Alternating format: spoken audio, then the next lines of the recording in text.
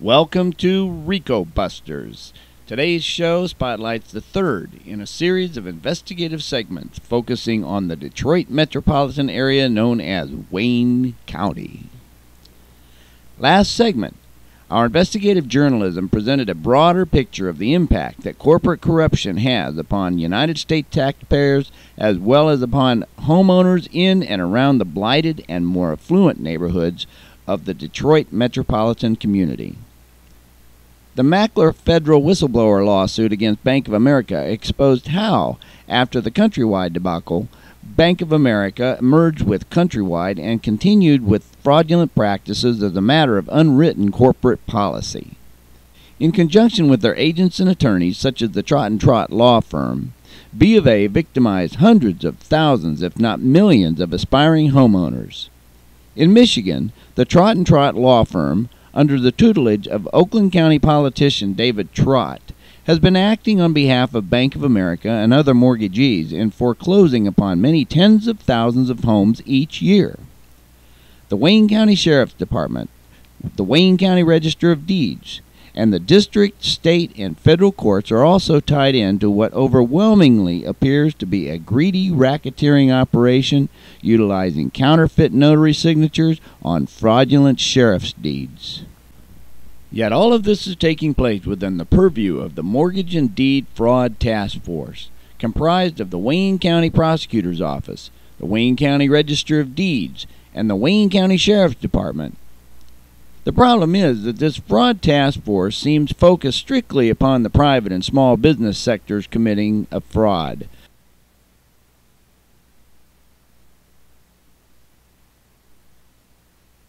While ignoring the greater aspects of the problem as found in the government departments themselves. Despite that these government agencies are supposed to be self-regulating, self-policing, and self-reporting, and placing checks and balances upon each other at both the state and federal levels. Thanks to the investigations being conducted by the victims themselves and the reviving of the First Amendment free press journalism by RICO Busters, the truth is now being exposed. There's an article in the Detroit Free Press a couple of months ago. You did call, what's his name? It was on Thursday. And an attorney wrote the article up, but he wrote the article from a quote from a circuit court judge in Lansing.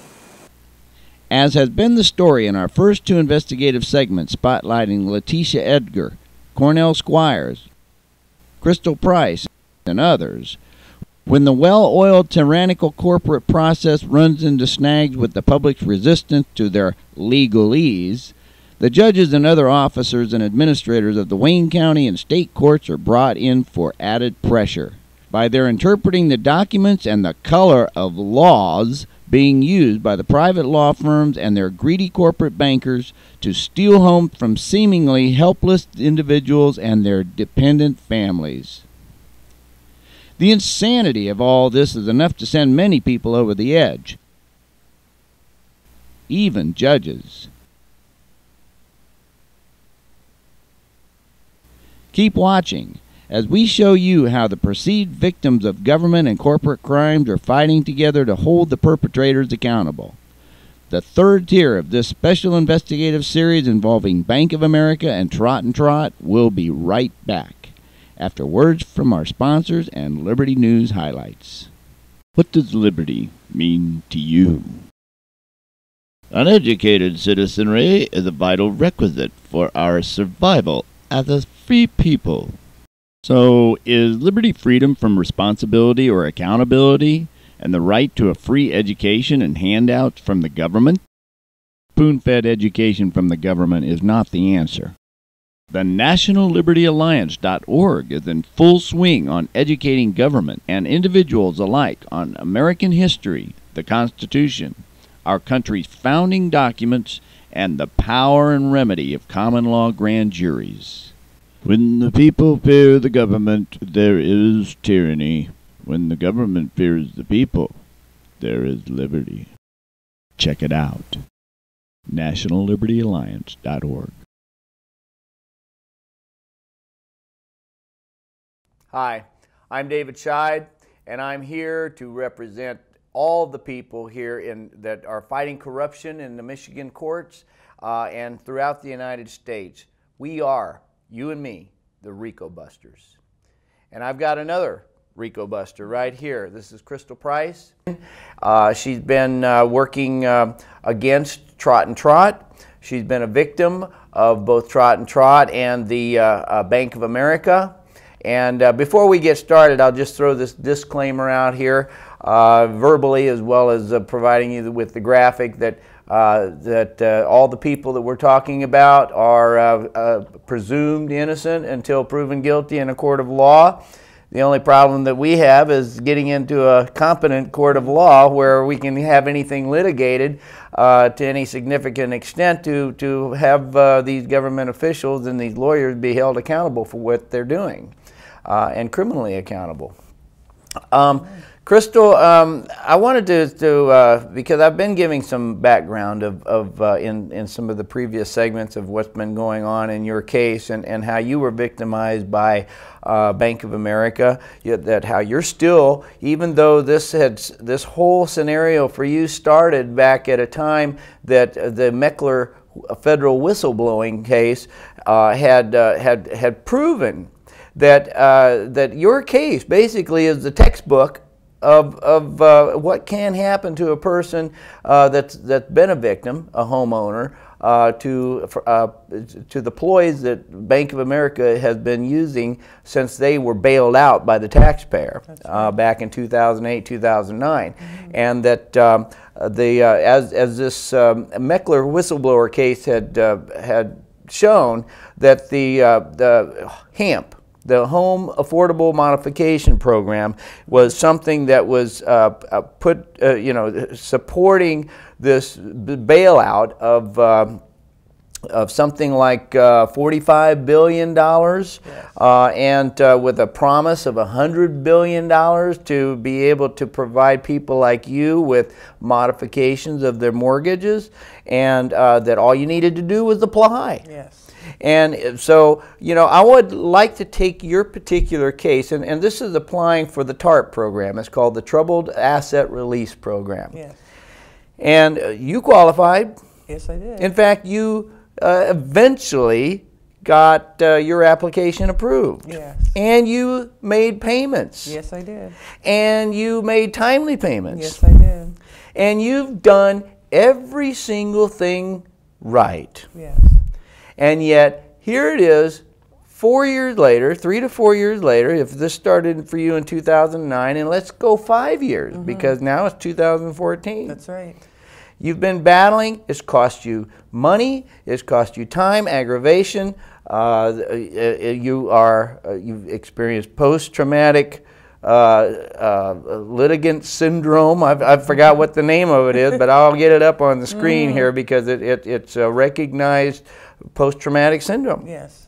Dealing with the courts. And so I would like to take this to the point where you started your application process, and we'll supply some graphics here to show the comparison about how what you were doing was what was happening to you was the textbook of what Bank of America eventually had to pay over $1 billion in fines and things like this to the federal government for what they were doing. Yes, yes. So, first of all, I'd like to thank you in advance to hear my story. Okay, Bank of America has literally put me in this situation of a foreclosure. Okay, and it was. They have totally neglected their responsibility to me and my family.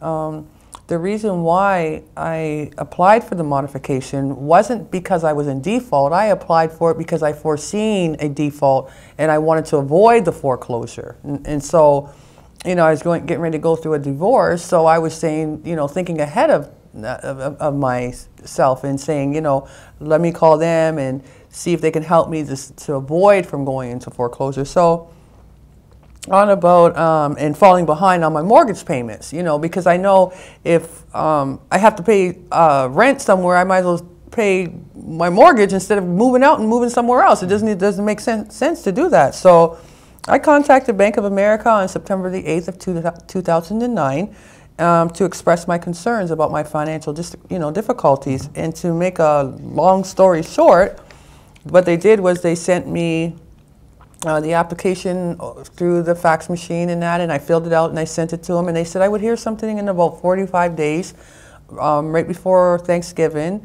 And so that's a month and a half. Yeah, a month and a half, because they said it takes about 45 days. So that's what I did, and I filled out everything and still paid my mortgage payment. Because see, and after I did that, I received a letter from them, or I called, or I received a letter. I'm not sure. I have to look, but I contacted them, I believe, and they told me I contacted them. They said they had pulled me out of the system because I made my full payment. And I said to them, I made my full payment. Wasn't that something I should? Oh, well, you're not in default. And so the first thing you think is you don't want to be in default, so you make your full payment, but they're saying no. What they're doing is inducing the default. They're inducing you to not pay the full payment. And I said, that doesn't make any sense. Why would I do that to myself? So, of course, I had to apply over again, after all of that waiting, and I reapplied and had to go back to the system again. And like you said, I went back to the system 6 times regarding this. And this is 6 times over a 1.5 year period. Yes. To get your application processed. Yeah. That should have only taken the first 45 days. Correct. And this is a technique, it's a strategy, it's a ploy that Bank of America was found guilty of. That's right. In this whistleblower case. Yes. As one of the things that they do, they postpone people so that they become, as you say, induced, so that they're no longer, not only not they're in default, but they no longer qualify for the loan process. They just right, because keep they go in foreclosure. But see, what they didn't understand, what I did was, see, your mortgage is the amount. There's 3 transactions in your. There's the mortgage, the insurance, and the taxes. So my mortgage was only $798, then my taxes, and then my insurance. Well, I paid over this $800 to keep myself above my actual note payment. But they didn't see that. They're looking at, oh, my mortgage and everything together is $1,500, so they're looking at that as the whole payment. So, but what I was doing was I was paying the actual note $1,000 a month, so I was actually paying $200 over my note, but they didn't see that. So that's why I say I was never in default, because I covered my note. And so during this time, I'm going through this divorce, and then we apply, the modification, we're waiting for that. So finally, after 6 times of trying, they finally send me a letter in December of 2010. That was December 30th, as I recall. That's when they approved it. Okay. So they sent the escalation team called. We got with them. They needed some documents, and so I had to send those documents in. So finally, when I sent the documents in, they finally approved it December the 30th. Okay, it was approved. Matter of fact, I got 3 letters from them by FedEx. The first 2 said they're still looking at my documents. They received them. So I opened up package number 1 and said that. Then I opened up package number 2 and it said that. And then when I opened up package number 3, it said I was approved. And they all came in the mail at the same time by courier. And so, yeah, hooray, okay, I start my They got to spend those TARP dollars. That's right, right? See, it's the mediation department not knowing what the modification department is doing. That's what it is. Nobody knows who's doing what. So my first trial payment started February 1st of 2011. So they said I had to pay $799 and some change, which was, I believe it was $799. I believe that's what it was, $799 or $899. Yeah, right. So I started making the payments. So my first payment was February, March, and April, the trial period. So now I'm in a contract because they accepted it. That's a contract, okay? And I'm paying it, right? So as I make these payments, now we're going into May. And according to the contract, it says that if you make those 3 payments, you will automatically go into the permanent in May. So, but we needed that they would send the paperwork and we would have to sign the paperwork. So what happened was when they sent the letter for us to sign for the permanent, my former husband wouldn't sign the papers. So I was trying to go through our attorneys to do it, but he wouldn't cooperate. So I contacted Bank of America to let them know he's not cooperating. And they, you know, what do I do? You know, this was detrimental to me. Like, this is my home. They said, oh, don't worry about it, Miss Price. You're okay. Don't worry about it. You know, as long as you sign it and send it in. So I did as I was told. Mm-hmm. So I made my payment May 2011. 2011. I made my payment in June. I made my payment in July. Okay. And so, but before, let me back it up a little bit, because in June, I received a letter by courier from Bank of America. It's dated June the 4th. And in the letter, it stated that I had called Bank of America and canceled the contract on May 28th of 2011. Why would I cancel my own contract? Well, the Meckler whistleblowers lawsuit says that this is the kind of ploy that they would do. Right. Yes. You know, why would I cancel my own contract? Know what I'm getting ready to go through, so why would I cancel it? So this is the letter that they sent me. Mm-hmm. So when I got that letter, I went to the president of the company. I got names and numbers, ID. I got everything short of what color underwear they were wearing. You know, because it just made it, and I'm a detailed person. I write everything down, times, dates, everything. So on the paper, I have, you know, the CEO, the president, all the names, and they knew they messed up, but they didn't know how to fix it. Okay, so they told me I had to reapply. So of course, in the midst of them telling me, this is in June, telling me to reapply, they took my July payment, July 1st. So I'm thinking, okay, you guys want me to reapply in June, but you took my July payment. So I paid them the July payment, and they took it. So in the meantime, I reapply. Now, as the clock is ticking down, they sent me a letter. I received a letter, I believe it was July 9th, because I reapplied, July 9th, saying that they received the documents. Then I received another letter, maybe July 10th. I don't have the dates off the top of my head, but July 13th. Mm-hmm. They sent me another letter saying they received my documents and they're looking into things. Then they sent me another letter on July 26th of 2011 to tell me that I don't qualify, that they can't work no workout with me. And then the very next day, July 27th of 2011, they sold my house in a sheriff's sale. The very next day? The very next day. Okay, and we have the documentation on that. Now, let's look at Trot and Trot's involvement in that sale and how they are, you know, Trot and Trot is using color of law. Yes, they are. To make it appear as if they're following all the steps of the law. And they do it by way of affidavits, by way of the sheriff's deed, and you know, and notices in the newspaper and things like this. And you've got copies of all that. And what I want to do is I want to start getting more into the specifics of how their own paperwork, their own creations are, when you start looking at them and scrutinizing them, give the appearance, a very strong appearance of fraud. That's right. Is liberty living in a democracy where the majority who vote get their way? Is liberty going along to get along, even when it means taking away the liberty of others for the greater good?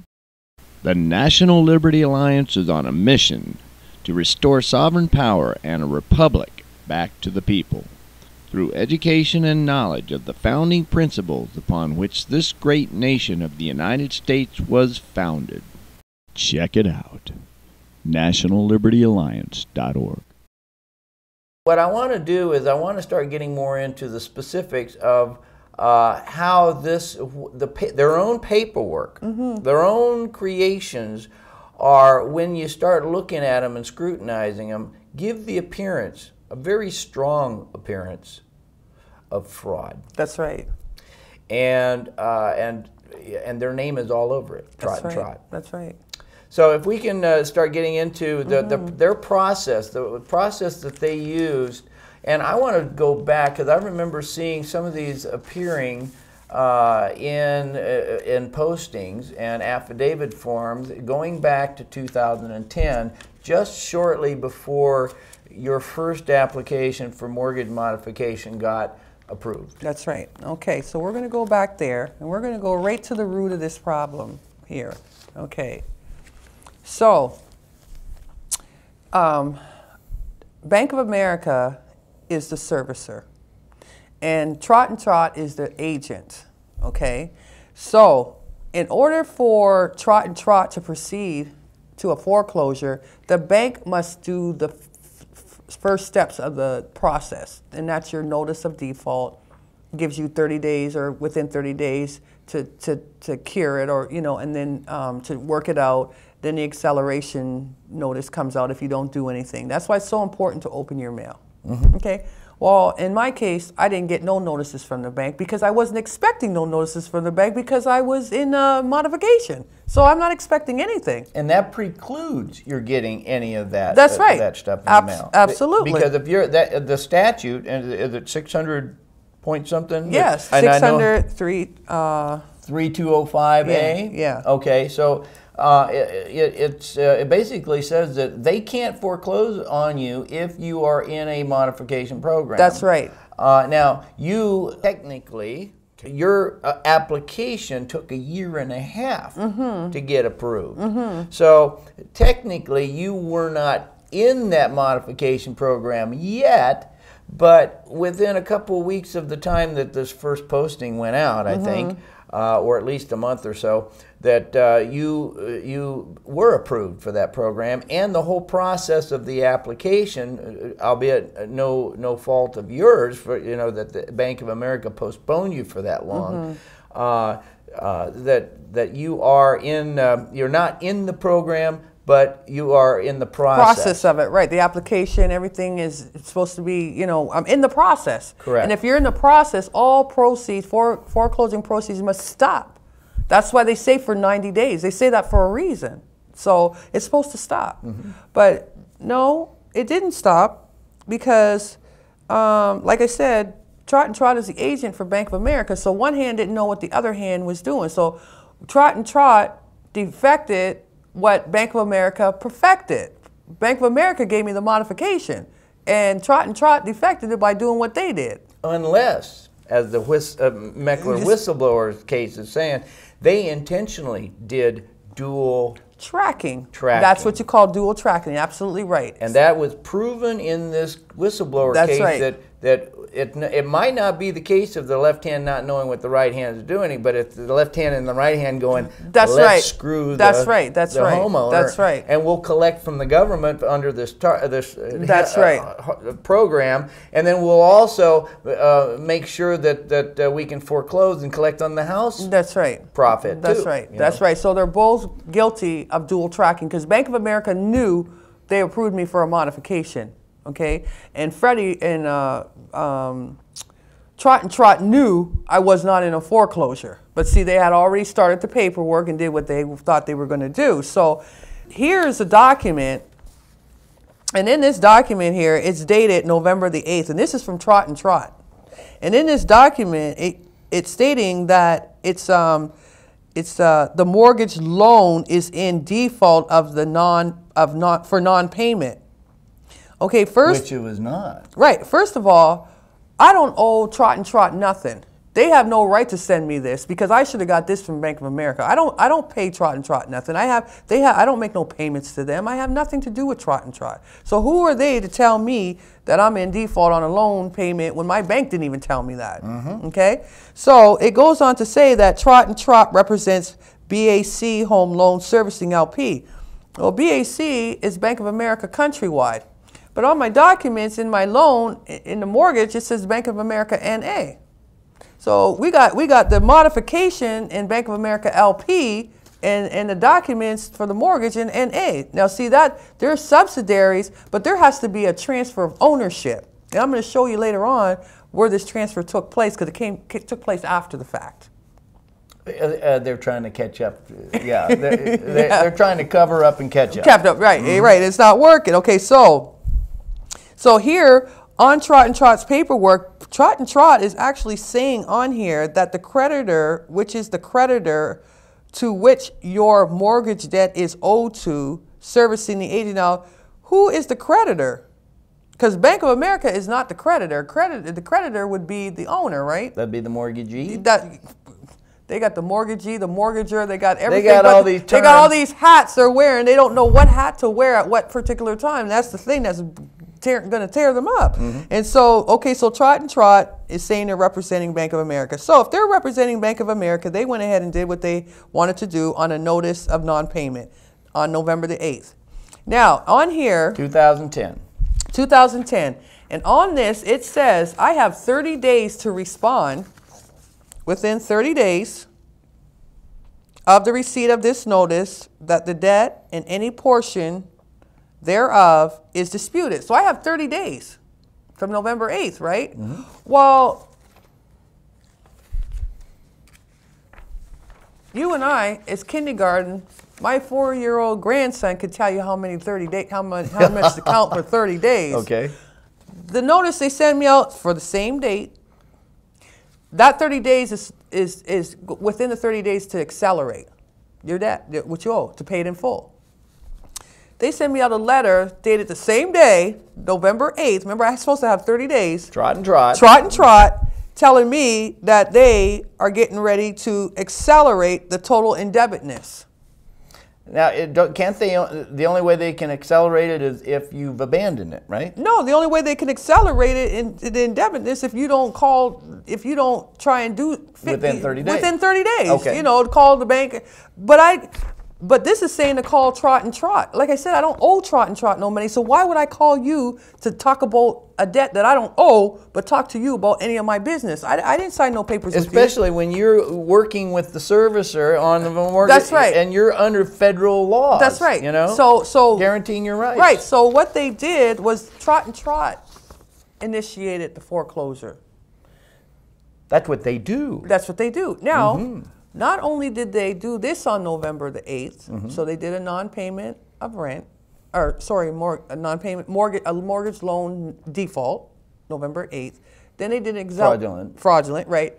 Then they did a acceleration, November the 8th, and then they turn around on the same day and publish it on November the 8th. So and I have a copy of this, and this is okay. Is that the one November the 8th? Let me see. Yes, it is. Okay, yes, it is. So let's explain it. Okay, so Trot goes ahead and puts a publication in stating that until I have what does it say? 14 days. If the borrower requests a meeting with the agent designated above, by contacting an approved housing counselor within 14 days from November 8th, foreclosure proceedings will not be commenced until 90 days after the November 8th, 2010.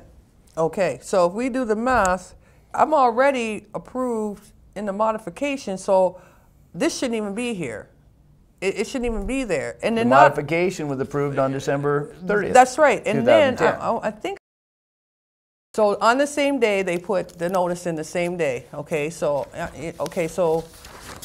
and they put the notice under Fred and Crystal Price. Fred Price Jr. Right. Okay. They didn't pull Freddie Prince in yet. Not yet. Okay, right. So they did the notice under Price. Okay, so this goes with this. So now, okay, so here we are here. The notice has been put in, but I was approved for the trial on December the 30th. Correct. So modification. Modification. So I'm good. I'm good. At least I thought I was good. So, as not knowing that I was that they had accelerated, they go ahead and they start the affidavit of publication on December the 7th. But they put it in Prince's last name. My last name's not Prince, it's Price. Well, they got Freddie Prince. Right. That's a movie star. Right. So, right. And they got Freddie Prince Jr. That's right. That's right. So this maybe they're so confident in themselves they think they got to mock this whole process here. You know, I don't know. So they got the notices in prints, and this is going December 7th, 14th, 21st, and 28th. I get approved for the modification 3 days later, or 3 days later, the 28th, December 30th. So this should, my modification, I'm in the modification now, so this don't mean nothing. Right. But they keep going. They kept going. Okay? So they go ahead and they pursue Freddie Prince. They pursue Freddie Prince, that's right. Then they do the evidence of sale in Prince. Then they turn around. Remember, Well, wait a second. This is significant. And what's the date on this? This would be December 15th. Okay, December 15th. They're processing something here, but see, I wanted to take a look at these. This is an example of, this is the evidence of sale, and this is a statement by an affidavit of posting, and it is subscribed before a notary public. Now, tell us a little something about the way these things are signed and the people who have signed them. Okay. When you sign an affidavit, especially when you sign an affidavit, you must sign your full name. You cannot do, these are just initials, okay? So that's by notary statute. That's right. That's right. And so what they did was they just used their initials, okay? So one of the things there's a lot wrong with this evidence of sale, but we're just going to stick on the signatures. They did this notice on December the 15th, but the notary signed it on December the 17th. So how could this notice be on my door on December the 15th and the notary sign it after? This was on your door on the 15th? On the 15th. She's swearing to it on the 15th, but the notary doesn't sign it until the 17th. And I wonder why they wouldn't sign it at the same time. Exactly, my point. And regardless of whether they signed it at the same time, under the notary statute, the notary is supposed to sign in the exact way that their application to the Michigan Secretary of State's office is signed. That's right. Those signatures have to be identical. If they are not, they're committing notary fraud. That's right. This is notary fraud. That's right. And tell me if I'm wrong here, because I know we've got a lot of different notaries we're talking about in this RICO racketeering operation here, is that you went and you got the applications for this individual, didn't you? Right. Well, I didn't get the application. What I did was I did a complaint on the notaries to the Secretary of State. Okay. And when I wrote the complaint, I told them what they did, and that's supposed to, that they weren't signed in full. This is my house. So they sent me back a paper saying. Gives you the guidelines. Yeah, it gives me the guidelines of what they're supposed to follow. We'll let them know. This is the first time they ever did this. There's two. There's this Deborah, what is that, Elick, and then Pushpa. Yeah. Pushpa. Jaya Prakash. So when they reply back to me, and they say, well, she didn't sign, this is the first time she ever did this, and that we'll notify her of what she did wrong. And when I got the letter in the mail, I said, oh no. I said, let me call these people back. I talked to the lady, her name was Michelle Martin. I said, well, what do you do when they make this mistake? She says, oh, we notify them that they make. I said, well, that's the letter I want. I said I had to go over her head 2 times to get this letter here. And this letter here from the Secretary of State is stating that upon review of the documents, Mrs., I don't know how to say her name, Jaya Prakash and Mrs. Ilick were not in compliance with Section 27 of the Act, as they failed to sign their name exactly as it appears on their application for commission on file with the Department of the State. Notary fraud. Notary fraud. Now, a lot of people have filed complaints. It makes it so that it's not a legal affidavit. That's right. It's not. That's right. It's not a legal process. That's right. Okay. So many people have contacted the Secretary of State about the notaries, and they send them that standard letter. But see, the Lord had me go a step further and say, you send me what you sent them to let them know they were in non-compliance. And that's what they sent me. I got this thing in the email. As soon as I went over her head, I got it like instantly. And I know that we got the application for Jaya Prakash. Oh, yes. And we can see that she signed her name one way when she applied for her notary stamp, and she's signing it with just her initials, which makes a non-legal document. That's right, because it's not her signing it. Correct. It's not her signing it. It's somebody down in the sheriff's foreclosure department signing it, because all they're doing is initialing. Isn't that called robo-signing? Yes, it is. That's robo-signing. You know, because you know where she's located? She's down at Detroit Legal News in Troy. The office for the foreclosure is at the city county building. What's that? Coleman Young building.